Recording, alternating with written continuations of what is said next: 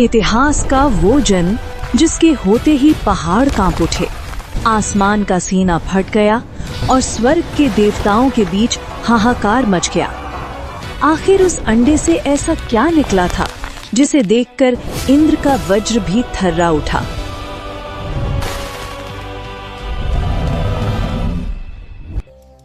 सतयुग की शुरुआत थी।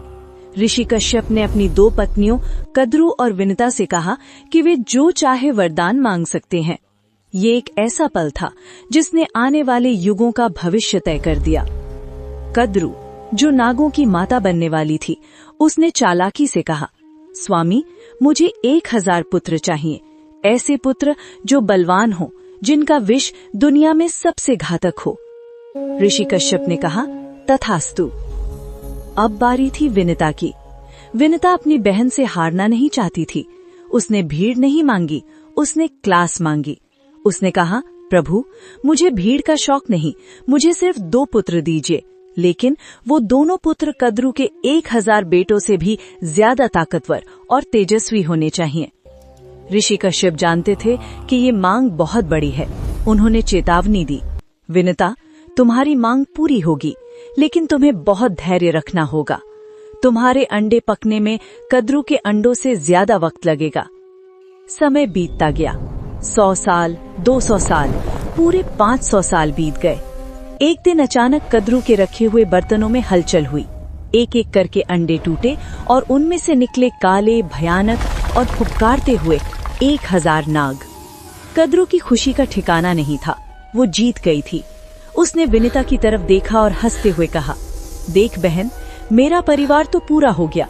मेरे पुत्र धरती पर राज करेंगे, लेकिन तेरे वो 2 श्रेष्ठ पुत्र कहाँ हैं? शायद वो कभी जन्म ही नहीं लेंगे। तू तो बांझ ही रह गई विनिता। ये ताना विनिता के दिल पर तीर की तरह लगा। 500 साल का सब्र एक पल में धुएं की तरह उड़ गया। ईर्ष्या और गुस्से में उसे कुछ नहीं सूझा। वो भागी अपने अंडों की तरफ। उसने सोचा कि मैं अभी इस अंडे को फोड़कर दुनिया को दिखा दूंगी कि मेरा बेटा भी तैयार है।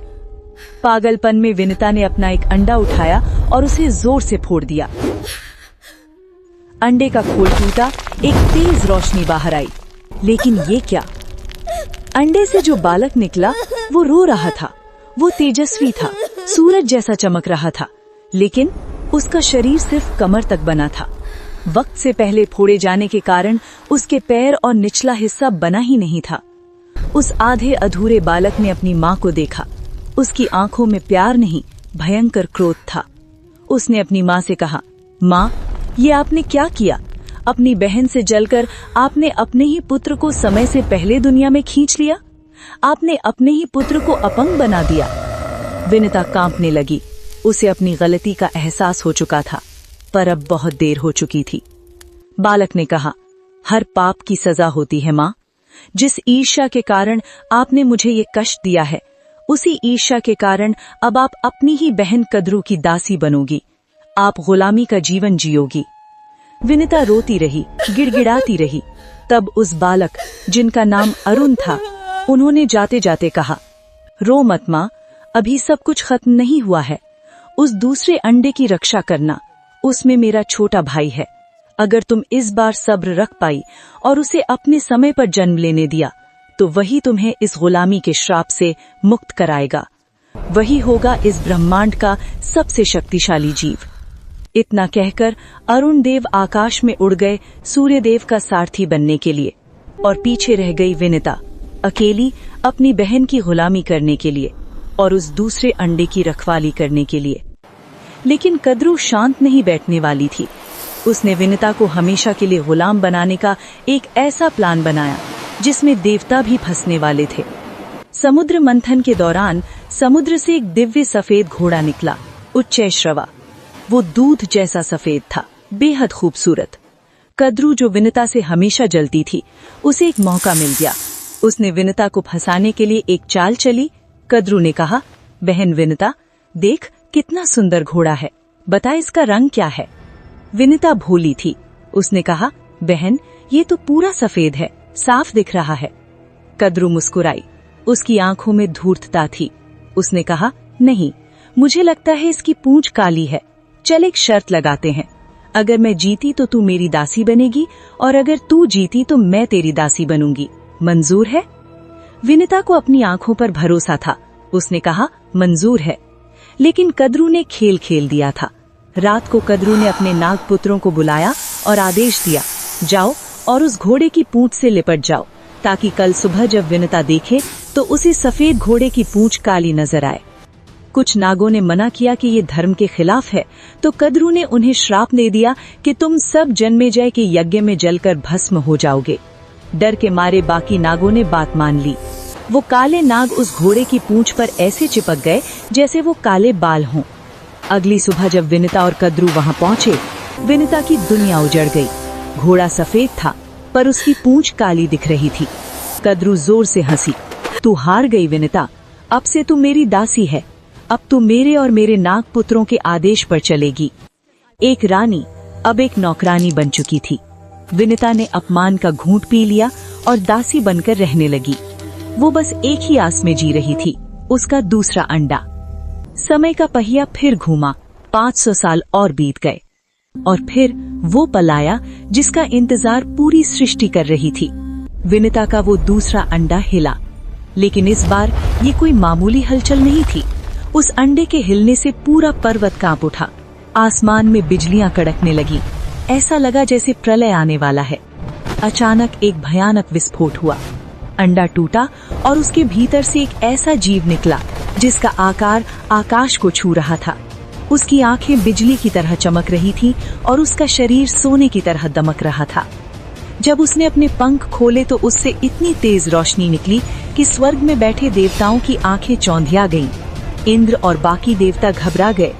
उन्हें लगा कि अग्निदेव ने अपना रौद्र रूप धारण कर लिया है और वो पूरी दुनिया को जलाने निकले हैं। सारे देवता अग्निदेव के पास भागे। प्रभु, शांत हो जाइए, ये कैसा क्रोध है? तब अग्निदेव ने मुस्कुराते हुए कहा, ये मैं नहीं हूँ, ये कश्यप और विनिता का पुत्र है, गरुड़। ये पक्षी राज है, इसकी शक्ति की कोई सीमा नहीं है। ये मेरे ही समान तेजस्वी है। गरुड़ का जन्म हो चुका था। वो जन्म लेते ही आकाश में उड़ने लगे। अपनी मर्जी से अपना आकार छोटा या बड़ा करने की शक्ति उनमें थी। लेकिन जब ये महाशक्तिशाली पुत्र अपनी माँ के पास लौटा तो उसने देखा कि उसकी माँ, जो एक रानी होनी चाहिए थी, वो फटे पुराने कपड़ों में नागों की सेवा कर रही है। गरुड़ का दिल बैठ गया। उसने जमीन पर उतरकर अपनी माँ से पूछा, माँ, मैं आ गया हूँ, लेकिन ये क्या हाल बना रखा है आपने? आप इन सांपों की सेवा क्यों कर रही हैं? हम तो आकाश के राजा हैं, फिर हम जमीन पर गुलामों की तरह क्यों जी रहे हैं? विनिता की आंखों में आंसू आ गए। उसने कहा, पुत्र, ये मेरे भाग्य का खेल है। एक शर्त ने मुझे तेरी मौसी कद्रू और उसके पुत्रों का गुलाम बना दिया है। गरुड़ की आंखों में ज्वाला भड़क उठी। उसने कहा, गुलामी? और वो भी मेरी माँ की?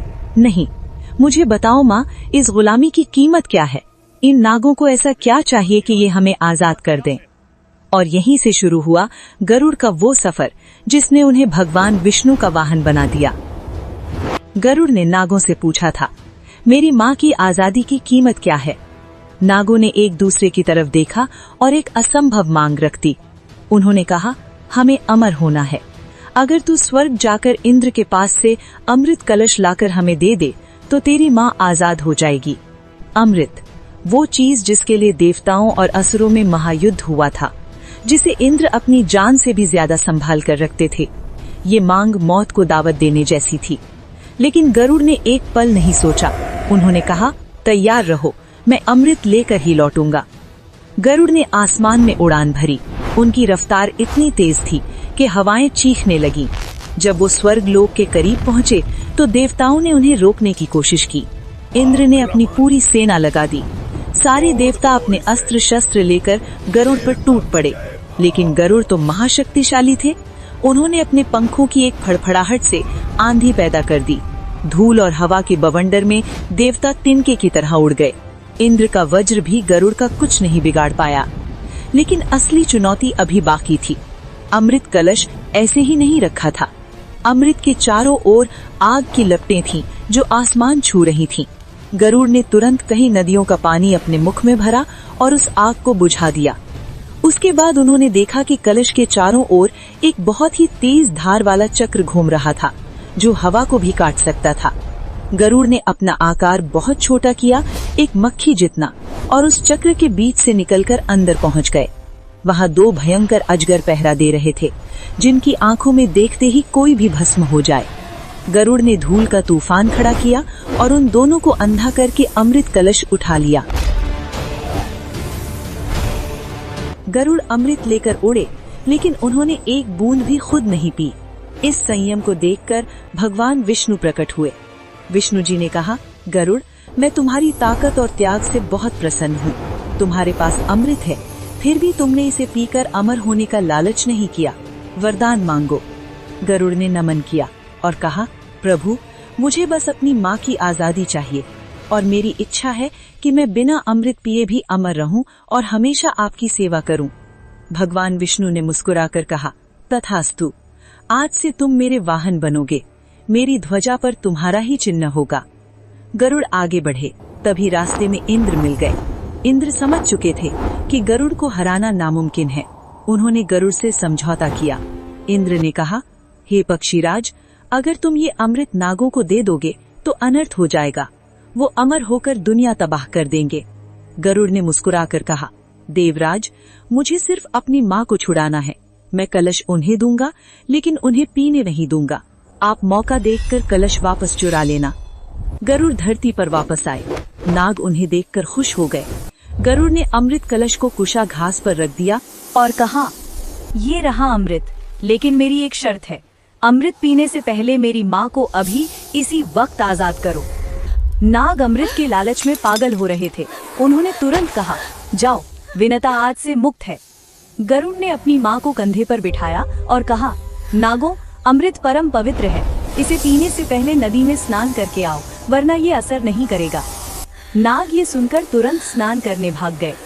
जैसे ही नाग गए, इंद्रदेव चुपके से आए और अमृत कलश उठाकर वापस स्वर्ग ले गए। जब नाग नहाकर लौटे तो कलश गायब था। उन्हें समझ आ गया कि उनके साथ खेल हुआ है, लेकिन अब विनता आजाद हो चुकी थी। हताशा में नागों ने उस कुशा घास को चाटना शुरू कर दिया जिस पर अमृत का कलश रखा था। घास इतनी तेज थी कि उससे उनकी जीभ बीच से कटकर 2 हिस्से हो गई। इसीलिए आज भी सांपों की जीभ 2 हिस्सों में होती है। इस तरह अपने बल और बुद्धि से गरुड़ ने न केवल देवताओं को हराया, बल्कि अपनी माँ को गुलामी की जंजीरों से मुक्त कराया और भगवान विष्णु के सबसे प्रिय साथी बने। ये थी कहानी ब्रह्मांड के सबसे शक्तिशाली पक्षी गरुड़ देव की। गरुड़ देव अब सिर्फ पक्षियों के राजा नहीं थे, वो भगवान विष्णु के वाहन थे। उनका खौफ ऐसा था कि कालिया नाग जैसा महाविषधर भी वृंदावन छोड़कर भाग गया। त्रेता युग में श्री राम की मदद हो या द्वापर में श्री कृष्ण के रथ की ध्वजा, गरुड़ देव हर जगह शक्ति का प्रतीक बनकर लहराते रहे। लेकिन कहते हैं ना, शक्ति अपने साथ एक बीमारी भी लाती है, अहंकार। लाखों साल तक अजेय रहने के बाद गरुड़ को लगने लगा कि इस पूरे ब्रह्मांड में न उनसे कोई तेज उड़ सकता है, न उनसे ज्यादा कोई शक्तिशाली है। उन्हें लगा कि भगवान विष्णु की सेवा का अधिकार सिर्फ उनका है। उन्हें लगा, मैं ही सर्वश्रेष्ठ हूँ। भगवान विष्णु सब देख रहे थे। वो जानते थे कि उनके प्रिय भक्त को अहंकार का रोग लग चुका है और इसका इलाज भी जरूरी था। गरुड़ को लगता था कि वो उड़ सकते हैं, तो अब उनका सामना उससे होने वाला था जो हवा का ही पुत्र है। गरुड़ को लगता था कि वो पहाड़ उठा सकते हैं, तो अब वो आ रहे थे जो पूरा हिमालय एक हाथ पर उठा लेते हैं। गरुड़ को लगता था कि वो आकाश के राजा हैं, तो अब उनका भ्रम वो तोड़ने वाले थे जिन्होंने बचपन में उसी आकाश के सूरज को मीठा फल समझकर निगल लिया था। तैयार हो जाइए, क्योंकि अब ईगो ब्रेकर आ रहा है। जब रफ्तार टकराएगी रफ्तार से और भक्ति टकराएगी अहंकार से, क्या गरुड़ देव पहचान पाएंगे राम के उस परम भक्त को, या टूट जाएगा उनका सदियों पुराना घमंड। अगर आपको ये वीडियो पसंद आया हो तो लाइक करें, शेयर करें और ज्ञान से भरी ऐसी ही कहानियों के लिए ड्रीम स्टोरी को सब्सक्राइब जरूर करें। फिर मिलेंगे एक नई कहानी के साथ।